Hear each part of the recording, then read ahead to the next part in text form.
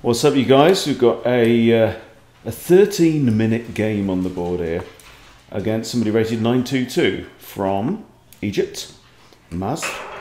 So I'm going to play my normal current repertoire. This is a 0-16 game for me, and we have an Italian, and I'm going to go with this Rousseau Gambit. Okay, he's taken there. So he's not taken, so that's what I normally expect. So if I go here, I don't have d5, which is like a main move that I want. I might just develop... Hang on, is my concern this? Yes, because the bishop's kind of attacking that right now. So I'm going to play the anti-fried liver move h6. I know it looks a bit slow, but you never know. I'm hoping for pawn takes, and then I get d5.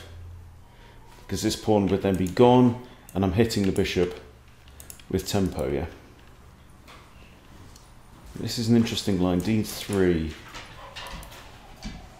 So I haven't memorized this stuff, but you know, it's like the Vienna. With the Vienna, because I've been playing it now for 18 months, 2 years, I know these stock responses because I've practiced them. And it's the best way to learn anything. I mean, I could sit and drill this stuff over and over with Chessable or from a Lee Chess study. Maybe that's one way to learn. It's not really my way.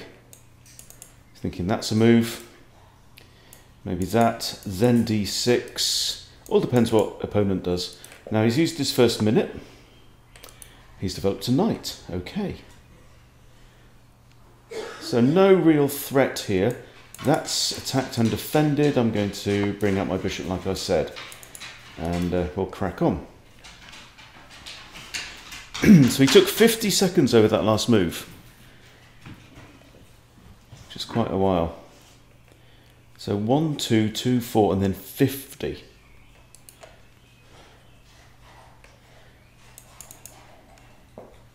Don't know about f4, because he's probably going to castle short. But if he does develop his bishop and his queen, he's got an option to castle long. I don't know. We shall see. Right, he's castled. Okay, he's shown his hand. Knight here, both playable. This knight can't come in, it's that pawn is defended. d6 has to happen at some point, so I'm going to play it. d6, just to bring out this bishop. I'm not sure on the purpose of that move. It's not like I was about to put my knight on that square. It's 2 jumps away. Now, here, that's attack defended, or here. I don't want to get my queen out yet. Just put my knight further towards the centre. If in doubt, all of the things being equal, you want to control the centre. And my knight controls the centre better from this square than it does from this square. So, okay, it's... Oh, another quiet pawn move. I know I've done one of those as well, but So I think the plan is b4. And if b4, I can actually push my bishop in, which I'm quite happy about. So let's develop this. Oh, do I want to do this? Do I want to do this and block out his other bishop? Yeah, I'm going to do that move. Okay, he's done that, but now I can come into the position. Now this knight is pinned because otherwise I take the rook, yeah? So we trade. And this I'm quite happy about. I'm going to take that with the knight. There's one pawn that can harass me, but first his knight has to move, so it's not the quickest move in the world. Also now, look at my bishop. Since his pawn moved forward, I've got bishop sack ideas. Before I do that, I probably want to put my rook on here.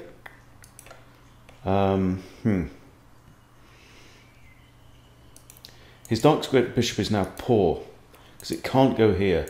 It's only got 3 squares to play with. Okay, so he's come into my position now. Okay. I think I'm tempted to put the question to the knight and see if he wants to trade off here. If he does, I'm going to take back with G and open up the G file. I'll be happy about that. But what's he going to do? He can't come here. He can't go there. He can't go there. If he takes, I'm happy with that, and he can't go here. So he's got 2 options. Trade knights or skedaddle straight back where you came from. Okay, we have trading.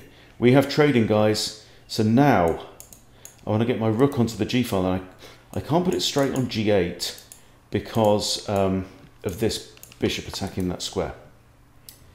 Now he's having a messing around with my knight, but if I bring my knight back, he might trade off his bishop for mine, and that then does give me g8. And I've still got my bishop here, so we can come out and grab that pawn for free if the rook's on here, pinning that other pawn. Okay. We have pawn action.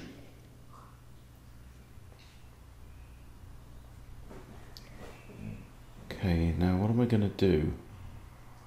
Push here. Pawn takes, don't know.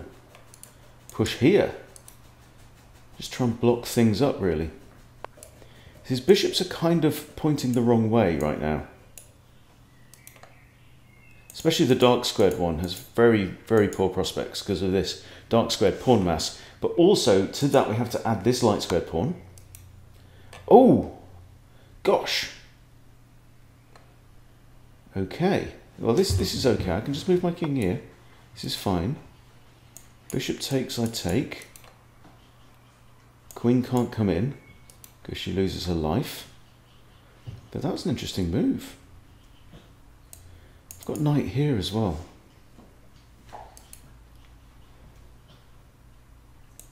Might wriggle my bishop round to look at the queen that way.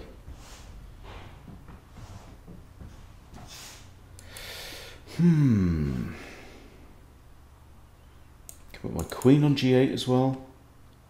But now actually this queen defends h3, so bishop sack ideas, apart from anything else. Okay, so he's taken there. Have to take out the bishop. I'm not too worried now. Alright, he's pushing stuff. And now I'm going to double up my queen and my bishop on this diagonal. Because if I can put my other rook, say here, bishop takes there still for free. Because pawn can't take, right? So I'm going to play rook a g8. Now I can still have this, because pawn can't take. If queen takes, I take the queen and the pawn can't recapture. So this pawn is technically hanging. Even though it's defended, it isn't. Because it's attacked twice and there's only one defender. And the first defender, you know, it looks like it's defended twice, but it's not. Because this, okay, oh, same deal, right? Same deal. I take the pawn free of charge. And the queen has nothing, I don't think. Okay, but now look, you see? And he didn't think about that move. That was 1.1 seconds. And the defender is pinned. Defender can't capture, and now he's down a queen. He's down a queen and a pawn for a bishop. And that is the end of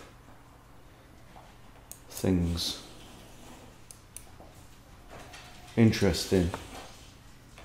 Okay. I can take this with a pawn, and then I'm threatening to capture there with check. If pawn takes, rook takes his mate, isn't it? No, not quite. Okay, so let's have a practice on this. Let's have a think. What? Oh, that was I just clicked it by accident. Okay, there. So now, see, I need to practice my evil. Okay, well, this is a check. The king has to go back there. I have another check, which forces the king there, right? Because he can't go to any of these. So this check now forces the king away from this rook, and then I can take this rook. And it ain't quite mate, but near as damn it. I think it's mate in 3. Anyway, I think he has to come here or here. Okay, now if I go here, he actually has that, which is annoying. So I'm going to come there. And he's only got one move now. And then I think that's mate, actually. Yeah, it is. Interesting one, good game. Right, quick look at the review. Because this is one where I may need to update my repertoire. Interesting to play people who are quite a bit lower rated because you get surprising lines. And sometimes the worst lines can really catch you out. Okay, so I've got 2 blunders here. So I got an advantage early on. I made a mistake as well. Look at this, 2 mistakes, 2 blunders, you know? And that's against somebody 900 rated. Okay, so the Rousseau.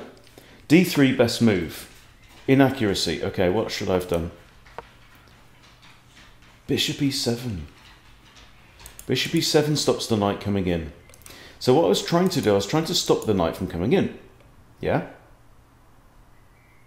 But I used a pawn to do it. And you shouldn't use a pawn to do it if you can develop a piece and do the same thing. In fact, it's even better because the bishop controls both of these squares, whereas the pawn only controls one.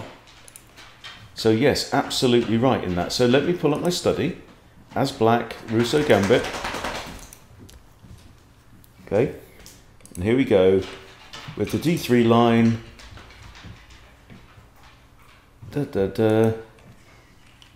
D3.